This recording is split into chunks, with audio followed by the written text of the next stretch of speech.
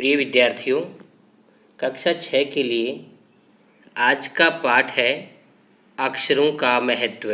यह एक निबंध है और इस निबंध की रचनाकार गुणाकर मूले हैं। गुणाकर मूले का जन्म महाराष्ट्र के अमरावती ज़िले में एक छोटे से गांव में हुआ था और इन्होंने अब तक लगभग 35 पुस्तकें लिखी हैं। इस निबंध में लेखक गुणाकर मूले ने अक्षरों के इतिहास और अक्षरों के महत्व के बारे में बहुत ही सरल भाषा में अच्छी जानकारी प्रस्तुत की है। अक्षरों की खोज मानव के लिए सबसे बड़ी उपलब्धि है या सबसे बड़ी खोज है।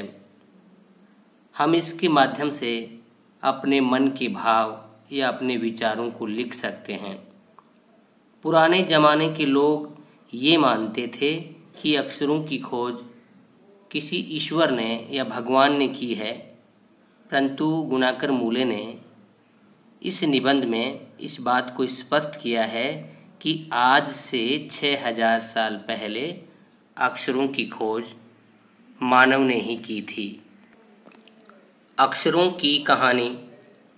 यह पुस्तक अक्षरों से बनी है। सारी पुस्तकें अक्षरों से बनी हैं। तरह तरह की पुस्तकें, तरह तरह के अक्षर। दुनिया में अब तक करोड़ों पुस्तकें छप चुकी हैं। हजारों पुस्तकें रोज़ छपती हैं। तरह तरह के अक्षरों से हजारों की तादाद में रोज़ ही समाचार पत्र छपते रहते हैं। इन सब के मूल में अक्षर हैं, यानी हर दिन हजारों की संख्या में समाचार पत्र छपते हैं और इनकी सब की जड़ में अक्षर ही हैं। हम कल्पना भी नहीं कर सकते कि यदि आदमी अक्षरों को न जानता तो आज इस दुनिया का क्या हाल होता। कोई कह सकता है कि हम अक्षरों को अनादिकाल से जानते हैं। अनादिकाल का मतलब जिसकी शुरुआत के बारे में पता नहीं होता है उसको अनादि कहते हैं। आदि मानी शुरुआत, अनादि का मतलब जिसकी शुरुआत के बारे में ही पता ना हो। अक्षरों का ज्ञान हमें किसी ईश्वर से मिला है।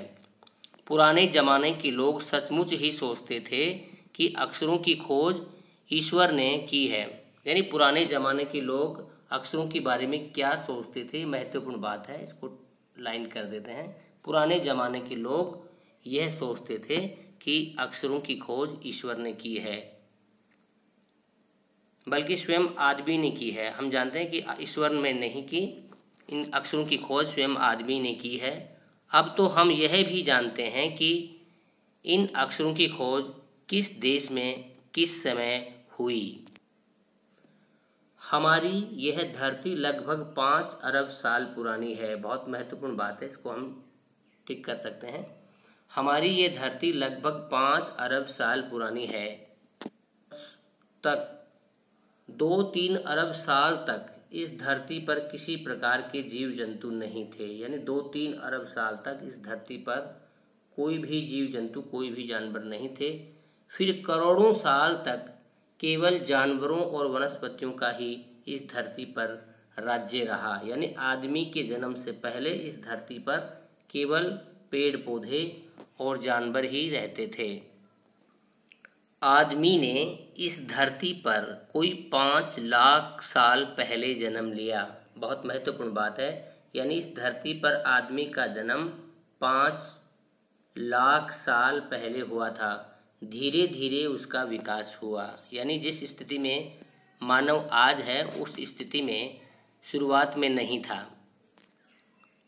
कोई 10,000 साल पहले आदमी ने गाँवों को बसाना शुरू किया। तो आदमी पहले जंगलों में बंदरों की तरह से भटकता हुआ ही रहता था। आज से 10,000 साल पहले से आदमी ने गाँवों को बसाना शुरू किया, यानी घर बना करके रहने लगा आदमी। ये बात आज से 10,000 साल पहले की है। खेती करने लगा, वह पत्थरों के औजारों का इस्तेमाल करने लगा। और आदमी जब गाँव में बस गया तो कौन से काम करते थे, खेती करना उन्होंने शुरुआत कर दी। और सबसे पहले पत्थरों के औजारों का प्रयोग उन्होंने किया। यानी सबसे पहले औजार जिसके बनाए वो पत्थरों के औजार बनाए गए थे और इन औजारों से कृषि कार्य करते थे या शिकार का काम होता था। फिर उसने तांबे और कांसे के भी औजार बनाए। पत्थर के बाद में जो सबसे पहले जिस धातु के बारे में आदमी जाना वो था तांबा, और उसके बाद में कांसा। ये तांबा और पित्तल से दोनों से मिलकर के जो धातु बनती है उसको कांसा कहते हैं। तो तांबा और पीतल से मिलकर के कांसा बनता है। तो कांसा और तांबा इन दोनों धातुओं से भी आदमी ने औजार बनाना शुरू किया। प्रागैतिहासिक मानव ने सबसे पहले चित्रों के जरिए अपने भाव व्यक्त किए। प्रागैतिहास का मतलब होता है जहाँ से लिखा जाता है, इतिहास की लिखित जानकारी होती है, उससे पहले की बात को प्रागैतिहास काल कहते हैं। यानी ऐसा इतिहास जिसकी कोई लिखित जानकारी नहीं होती है, उसके बारे में केवल हम अनुमान लगाते हैं, ऐसे इतिहास को प्रागैतिहास काल कहते हैं। पहले चित्रों के जरिए अपने भाव व्यक्त किए, जैसे पशुओं, पक्षियों, आदमियों आदि के चित्र। इन चित्र संकेतों से बाद में भाव संकेत अस्तित्व में आए। जैसे एक छोटे वृत्त के चहुं ओर यानी चारों ओर किरणों की द्योतक रेखाएं खींचने पर वह सूर्य का चित्र बन जाता।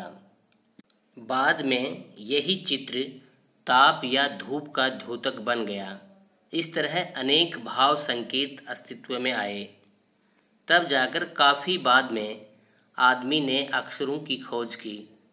अक्षरों की खोज के सिलसिले को शुरू हुए मुश्किल से 6000 साल हुए हैं।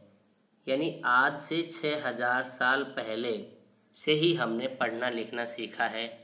अक्षरों की खोज आज से 6000 साल पहले हुई है। अक्षरों की खोज के साथ एक नए युग की शुरुआत हुई। तो ये बहुत सबसे बड़ी खोज अक्षरों की खोज ही है, और इस अक्षरों की खोज के साथ में एक नए युग की शुरुआत हुई। आदमी अपने विचार और अपने हिसाब किताब को लिख कर रखने लगा। ये महत्वपूर्ण बात है। अक्षरों की खोज के बाद जो बदलाव आया वो ये है कि आदमी अपनी बात को लिख करके, अपने हिसाब किताब को लिख करके रखने लगा। तब से मानव को सभ्य कहा जाने लगा। तो आदमी सभ्य कब से कहलाने लगा है? जब से आदमी ने पढ़ना लिखना सीखा, जब से आदमी को अक्षरों का ज्ञान हुआ, तब से आदमी को सभ्य कहा जाने लगा। आदमी ने जब से लिखना शुरू किया तब से इतिहास आरंभ हुआ। ये बात भी बहुत महत्वपूर्ण है कि इतिहास की शुरुआत कब से हुई? जब से आदमी ने लिखना सीखा तभी से इतिहास की शुरुआत हुई है।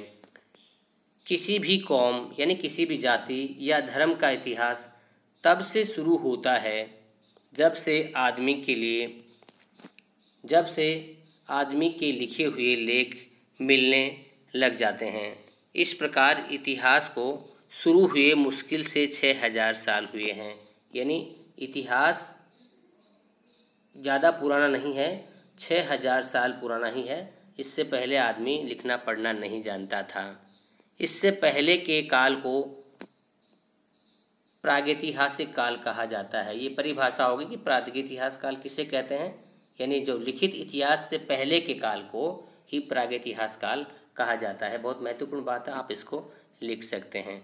अतः हम देखते हैं कि यदि आदमी अक्षरों की खोज नहीं करता तो आज हम इतिहास को न जान पाते, हम वह न जान पाते कि पिछले कुछ हजार साल में आदमी किस प्रकार रहता था, क्या क्या सोचता था, कौन कौन राजा हुए इत्यादि। यानी यदि हम पढ़ना लिखना नहीं जानते तो हम पुरानी बातों को नहीं जान पाते, क्योंकि जितनी भी जानकारियाँ हमें अब मिलती हैं, चाहे वो 500 साल पुरानी हो, 1000 साल पुरानी हो, उसका लिखा हुआ कोई ना कोई रूप हमें मिल जाता है, तो हम वो जानकारी प्राप्त कर लेते हैं।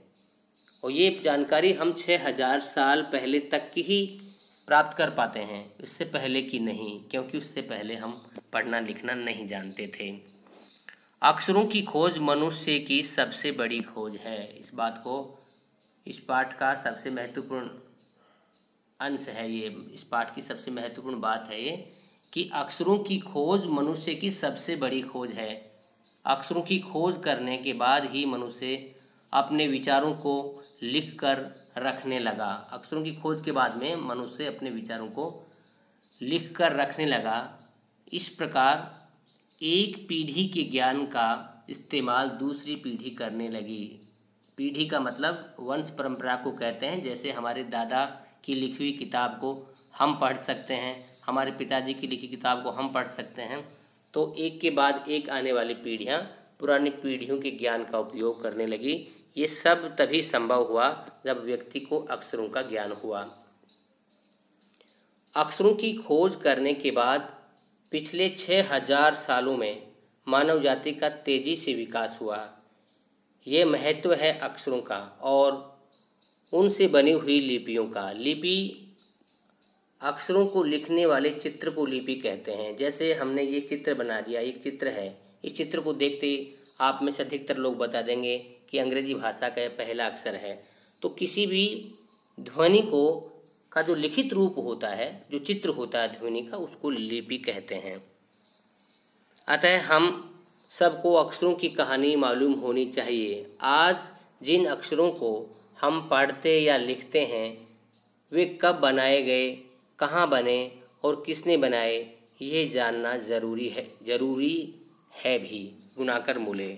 इस प्रकार से इस निबंध में बहुत ही महत्वपूर्ण जानकारियाँ दी गई हैं कि इतिहास कब से लिखा जाने लगा, प्रागैतिहास काल कब कौन सा होता है, आदमी ने सबसे पहले जो हथियार उपयोग किए वो किसके बने हुए थे, पुराना व्यक्ति सबसे पहले कौन कौन सी धातुओं को जानता था, जब व्यक्ति पढ़ना लिखना नहीं जानता था तो अपने भावों को कौन से चित्रों के माध्यम से व्यक्त करता था। तो इस महत्वपूर्ण निबंध में ये सब जानकारियाँ हैं। आशा करते हैं आपको ये निबंध जरूर समझ में आया होगा। धन्यवाद। पाठ में ऐसा क्यों कहा गया है कि अक्षरों के साथ एक नए युग की शुरुआत हुई। अक्षरों की खोज के साथ एक नए युग की शुरुआत हुई। अब आदमी अपने हिसाब किताब को लिख कर रखने लगा, जिससे वह सभ्य कहा जाने लगा। आदमी के लिखना आरंभ करने से ही इतिहास का आरंभ हुआ और एक पीढ़ी के विचार दूसरी पीढ़ी तक पहुंचने लगे। इसी के साथ विकास बहुत तेज गति से हुआ। इस प्रकार एक नए युग की शुरुआत हुई। अक्षरों की खोज का सिलसिला कब और कैसे शुरू हुआ, पाठ पढ़कर उत्तर लिखो। अक्षरों की खोज का सिलसिला लगभग 6000 वर्ष पहले शुरू हुआ। इससे पहले व्यक्ति चित्रों के द्वारा अपने भाव व्यक्त करता था। जैसे पशु पक्षी आदमियों आदि के चित्र से अपने भावों को या भाव संकेत अस्तित्व में आए। इसी प्रकार अक्षरों की खोज हुई। अक्षरों के ज्ञान से पहले मनुष्य अपनी बात को दूर दराज के इलाकों तक पहुंचाने के लिए किन किन माध्यमों का सहारा लेता था। मनुष्य अक्षरों की खोज करने से पूर्व अपने संदेश को दूर दराज के इलाकों तक पहुंचाने के लिए चित्रों का सहारा लेता था।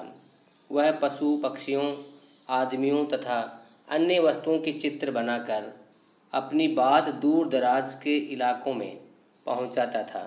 बाद में इन चित्रों ने भाव संकेतों का रूप ले लिया और मनुष्य इनके माध्यम से अपनी बात पहुंचाने लगा। अक्षरों के महत्व की तरह ध्वनि के महत्व के बारे में जितना जानते हो लिखो। तो अक्षरों द्वारा लिखकर अपने भाव व्यक्त किए जाते हैं और ध्वनियों द्वारा बोलकर। अक्षर और ध्वनि भाषा के दोनों रूपों लिखित और मौखिक भाषा के मुख्य आधार स्तंभ हैं। अक्षरों के बिना लिखा नहीं जा सकता और ध्वनियों के बिना बोलना बहुत ही मुश्किल है।